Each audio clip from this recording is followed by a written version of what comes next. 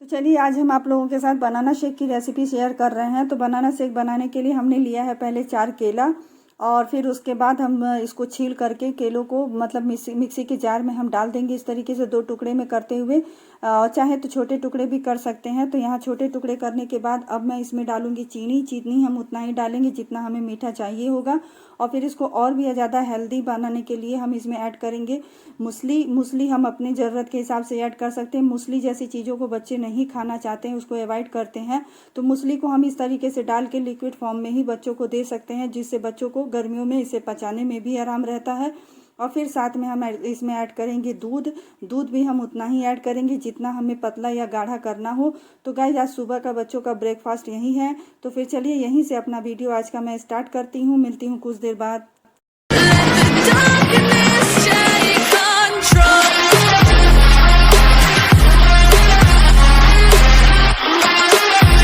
Good morning everyone, कैसे हैं आप सभी? आई होप आप सभी अच्छे होंगे। तो आप लोग देख पा रहे होंगे कि बनाना शेक बन करके रेडी हो गया है बच्चों के लिए। तो आप भी ये रेसिपी बच्चों को दीजिए, बच्चों के लिए बहुत हेल्दी होता है। तो जो लोग न्यू हों उनसे रिक्वेस्ट है कि प्लीज़ मेरे चैनल को सब्सक्राइब कर लीजिएगा और बेल आइकन को ज़रूर प्रेस कीजिएगा। यार सुनिए, आप लोग बहुत कंजूसी करते हैं लाइक और कमेंट्स देने में। मैं आप लोगों से इतना प्यार से रिक्वेस्ट करती हूँ, बट लग रहा है कि शायद मेरे रिक्वेस्ट का आप लोगों के दिल पर असर नहीं पड़ रहा है। तो प्लीज़ फ्रेंड्स मतलब मेरी मेहनत को थोड़ा सा सफल बनाइए और लाइक और शेयर और कमेंट ज़रूर करके मुझे बताया कीजिए कि आज का ब्लॉग आप लोगों को कैसा लगा। थोड़ा सा तो मेरी हिम्मत आप लोग बढ़ाया ही कीजिए, ज़रूरी होता है ना। ये तो वही बात हो गई कि मतलब हम आपका इंतज़ार कर रहे हैं और आपके लिए इतनी मेहनत कर रहे हैं, बट आप लोग कंजूसी कर रहे हैं। मतलब ये शिकायत नहीं है, ये मैं आप लोगों से रिक्वेस्ट कर रही हूँ।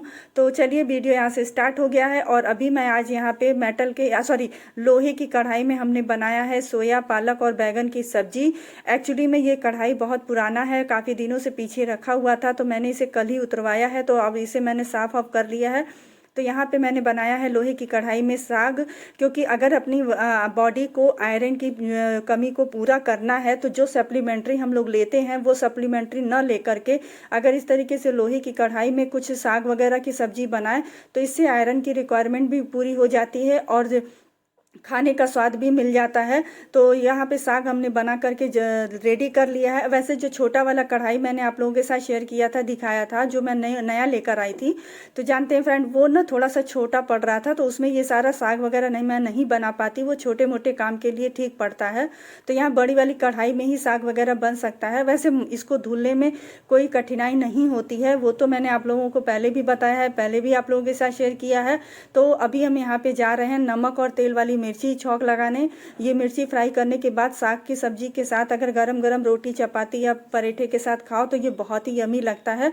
तो तेल हल्का सा मैंने जरा सा 2 बूंद लिया है, उसमें हमने हरी मिर्ची थोड़ी डाल दी है।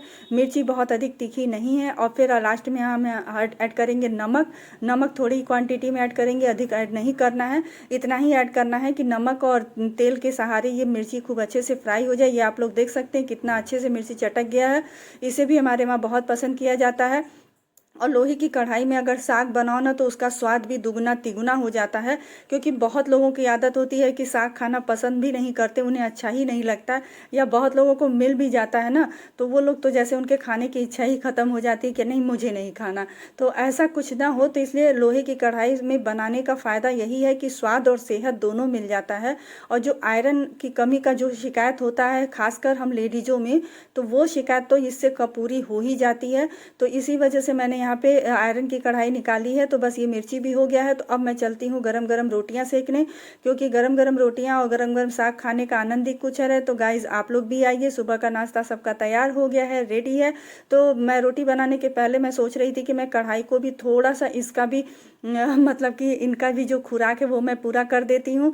तो मैं जिस ट्रिक से हम लोहे के बर्तन को साफ करते हैं वही ट्रिक मैं यहाँ पे अपना रही हूँ। बस उसी तरीके से मैं इसको भी मतलब लिक्विड डाल करके छोड़ दूंगी थोड़ी देर के लिए। थोड़ी देर बाद जब मैं खाली हो जाऊंगी और गर्म हो जाएगा ये कढ़ाई, क्योंकि अभी तो थोड़ा खैर गर्म ही है, मैंने इसे जस्ट ही तुरंत ही डाला है, आप लोग देख पा रहे होंगे पानी उबल गया है।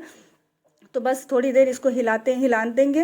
हिलाने के बाद कि इसको हम गैस को बंद करके कढ़ाई को रख देंगे साइड में, और अब फिर बनाएंगे हम अपनी सारी रोटियां। अगर आप लोग चाहें तो मैं लिंक डिस्क्रिप्शन बॉक्स में दे दूंगी कि मैं मेटल की कढ़ाई या मतलब लोहे की कढ़ाई को कैसे साफ करती हूँ, वो ट्रिक भी आप लोग देख लीजिएगा। लोहे के बर्तन को बहुत आसानी से साफ कर दिया जा सकता है। तो चलिए गाइज, मिलती हूँ फिर कुछ देर बाद आप लोगों से।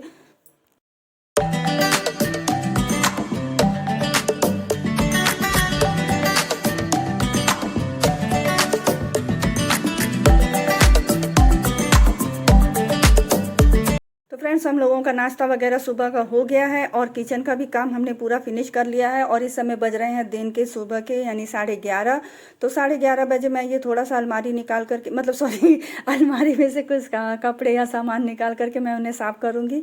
मतलब पूरा मुझे क्लीन नहीं करना है एक्चुअली में।